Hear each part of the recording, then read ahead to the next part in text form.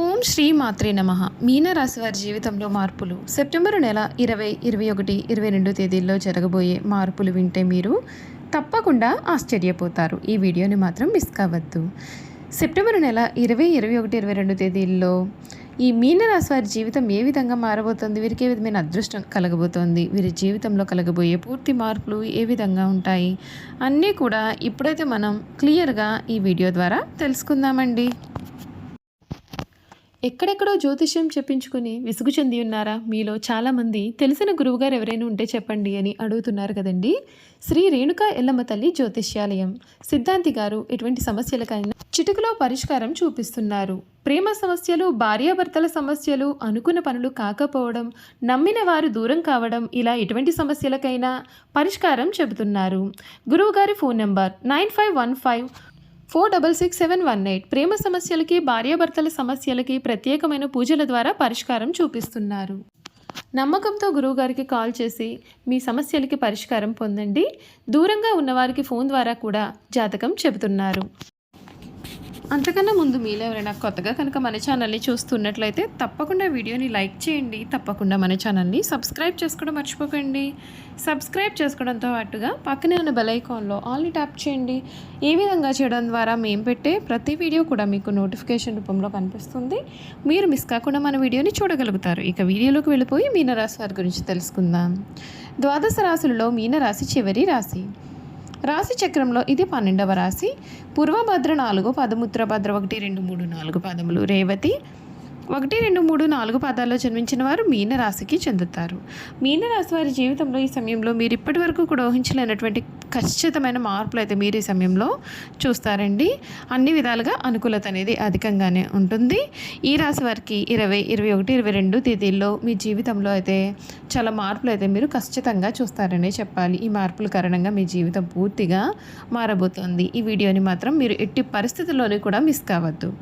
ఈ రాశి వారికి సమయంలో ముఖ్యమైన కార్యక్రమాల్లో ఆలస్యం జరగవచ్చు. కొన్ని వ్యవహారాలలో మీ శ్రమకు తగిన గుర్తింపు అయితే దక్కడానికి బాగా కష్టపడాలి. అధికారులతో అప్రమత్తంగా ఉండాలి. విష్ణు సహస్రనామ పారాయణం శుభకరం.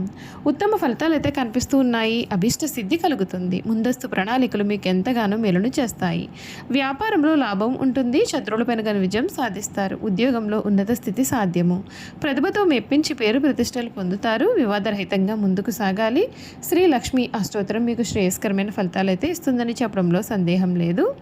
ఈ సెప్టెంబర్ నెల 20, 21, 22 తేదీల్లో ఈ మీనరాశి వారికి ఇప్పటి వరకు కూడా మీరు ఊహించలేనటువంటి ఖచ్చితమైన మార్పులు అయితే మీరు ఈ సమయంలో చూడబోతూ ఉన్నారు. మీ శ్రమకు తగిన ఫలితాలు ఉంటాయి. కుటుంబ జీవితం, ఆర్థికపరమైన విషయాలు సానుకూలంగా కనిపిస్తాయి. కానీ ఈ రాశి వారికి జన్మశని యొక్క ప్రభావం అనేది మీ యొక్క వృత్తి, ఆరోగ్య రంగాల్లో సవాలుతో కూడినటువంటి సంచారాలు, జాగ్రత్త మరియు ఓపికను కోరుతున్నాయి. నెల 2వ భాగం భాగస్వామ్యాలకు చాలా క్లిష్టమైనది మరియు జాగ్రత్తగా నిర్వహించాల్సిన అవసరం కూడా కనిపిస్తోంది. వృత్తిపరంగా మీరు 2వ వారం వరకు కూడా మంచి సమయాన్ని చూడవచ్చు. 3వ వారం నుండి కూడా మీ యొక్క 7వ ఇంట్లో సూర్యుడు మరియు బుధుడు ఉండడం చేత మీరు ఓవర్ టైం పనిచేయాల్సి రావచ్చు, లేదా సహోద్యోగులు మరియు ఉన్నతాధికారుల నుండి సవాళ్లు కూడా ఎదుర్కొనవచ్చు. పదవిలోనూ లేదా ప్రదేశంలో కూడా కొంత మార్పు కూడా సూచింపబడుతుంది. ఇతరుల పనిలో జోక్యం చేసుకోవద్దు, ఎందుకంటే దాని కారణంగా వారి యొక్క పనిని కూడా మీరు పూర్తి చేయాల్సి రావచ్చు. ప్రథమార్థంలో వృత్తిపరంగా అనుకూలంగా ఉంటుంది. కానీ నెల చివరిలో మీరు మీ యొక్క వృత్తి మరియు వ్యక్తిగత జీవితంలో సమతుల్యతను సాధించడానికి కష్టపడాల్సి ఉంటుంది. ఉద్యోగంలో మార్పు కోరుకున్న వారు ప్రథమార్థంలో అనుకూలమైన ఫలితాలని పొందుతారు. అయితే కుజుని 8వ ఇంట్లో సంచారం కారణంగా ఉద్యోగంలో ఒత్తిడి పెరిగే అవకాశం ఉంటుంది. ఈ సమయంలో ఆవేశాన్ని తగ్గించుకోండి మరియు మీ యొక్క పనిలో కూడా మీరు దృష్టి పెడితే మేలు. ఆర్థిక పరంగా ఈ సమయం మంచి సమయం ఉంటుంది, ఎందుకంటే మీరు మీ యొక్క ఆదాయంలో పెరుగుదల కూడా చూడవచ్చండి. అయితే అదే సమయంలో మీరు మీ యొక్క జీవిత భాగస్వామి వినోదం లేదా ఆరోగ్య సమస్యలపైన కూడా ఎక్కువగా డబ్బు ఖర్చు చేయాల్సి రావచ్చు. మీ రాశిలో శని ఉండడం వలన ఊహించని మరియు గణనీయమైన ఖర్చులు అయితే ఏర్పడవచ్చు. దీన్ని జాగ్రత్తగా బడ్జెట్ నిర్వహణ అవసరం. ద్వితీయార్థంలో పెట్టుబడులు పెట్టడానికి ఇది మంచి సమయం కాదు, ముఖ్యంగా నెల చివరిలో, ఎందుకంటే మీ యొక్క 7వ మరియు 8వ ఇంట్లో గ్రహాల వివాదాలను మరియు ఆర్థిక నష్టాలను కూడా తీసుకురావచ్చు. ఈ రాశి వారి కుటుంబ జీవితం చూసుకున్నట్లయితే కుటుంబ పరంగా మీకు ఇది చాలా మంచి సమయంగా ఉంటుంది. మీ యొక్క రాశి అధిపతి అయిన గురుడు మీ యొక్క 4వ గృహంలో సౌఖ్యంగా చక్కగా ఉండడం వల్ల మీ యొక్క పిల్లలు మరియు కుటుంబ సభ్యులతో కూడా ఎక్కువగా సమయాన్ని గడుపుతారు. మీ జీవిత భాగస్వామి వారి యొక్క వృత్తిలో కూడా ఆర్థికపరమైన లాభాలు మరియు అభివృద్ధిని పొందుతారు. అయితే ఈ నెల మధ్య నుండి బహుళ గ్రహాలు మీ యొక్క 7వ ఇంట్లో సంచరిస్తున్నందున వాదనలు నివారించడానికి మీ యొక్క వైవాహిక సంబంధాల్లో ఓపికగా ఉండాల్సి ఉంటుంది. ఆరోగ్యపరంగా ఈ రాశి వారికి సమయం బాగుంటుంది. మీరు గత ఆరోగ్య సమస్యల నుండి కోలుకుంటారు మరియు పెద్ద ఆరోగ్య సమస్యలు ఏమీ కూడా సూచింపబడడం లేదు. చర్మం మరియు కళ్ళకు సంబంధించిన కొన్ని చిన్న ఆరోగ్య సమస్యలు కలగవచ్చు. అత్యంత ముఖ్యమైన హెచ్చరిక ఏమిటి అంటే 13వ తేదీ నుండి కుజుడు మీ యొక్క 8వ ఇంట్లోకి సంచరించడం. ఈ కాలంలో మీరు ప్రమాదాలను నివారించడానికి మరియు జాగ్రత్తగా డ్రైవ్ చేయడానికి కూడా చాలా జాగ్రత్తలు ఉండాలి. వ్యాపారస్తులకు ఈ సమయం సాధారణంగా కంటే తక్కువ వ్యాపారం ఉంటుంది. మీరు తక్కువ రాబడి కోసం ఎక్కువగా శ్రమ మరియు డబ్బుకు పెట్టుబడి పెడుతున్నట్లుగా మీరు కనుగొనవచ్చు. కాబట్టి మీరు ఏకాగ్రత వహించాలి మరియు సరైన పరిశోధన మరియు ప్రణాళిక లేకుండా పెట్టుబడి పెట్టకూడదు. కొత్త భాగస్వామి ఒప్పందాలను ప్రారంభించడానికి ఇది మంచి నెల కాదు, ముఖ్యంగా చివరి 2 వారాల్లో, ఎందుకంటే మీ యొక్క 7వ ఇంట్లో గ్రహాలు వివాదాలను తీసుకురాగలవు. విద్యార్థులు ఈ సమయం చాలా బాగుంటుంది. బలమైన గురుని మద్దతుతో వారు పెద్దలు లేదా ఉపాధ్యాయుల నుండి మంచి సహాయం కూడా పొందవచ్చు. మార్గదర్శకత్వం పొందుతారు మరియు కోరుకున్న సంస్థలో ప్రవేశం పొందే అవకాశం కనిపిస్తోంది. పోటీ పరీక్షలు రాస్తున్న వారు కోరుకున్న ఫలితాన్ని పొందడానికి కొంచెం కష్టపడి పనిచేయాలి. వదిలివేయకండి మరియు విజయం సాధించడానికి తీవ్రంగా మీరు ప్రయత్నం చేయండి. జన్మశని మరియు ఇతర సంచారాల సవాళ్లు అధిగమించడానికి దయచేసి మీరు కొన్ని పరిహారాలు పాటించాలి.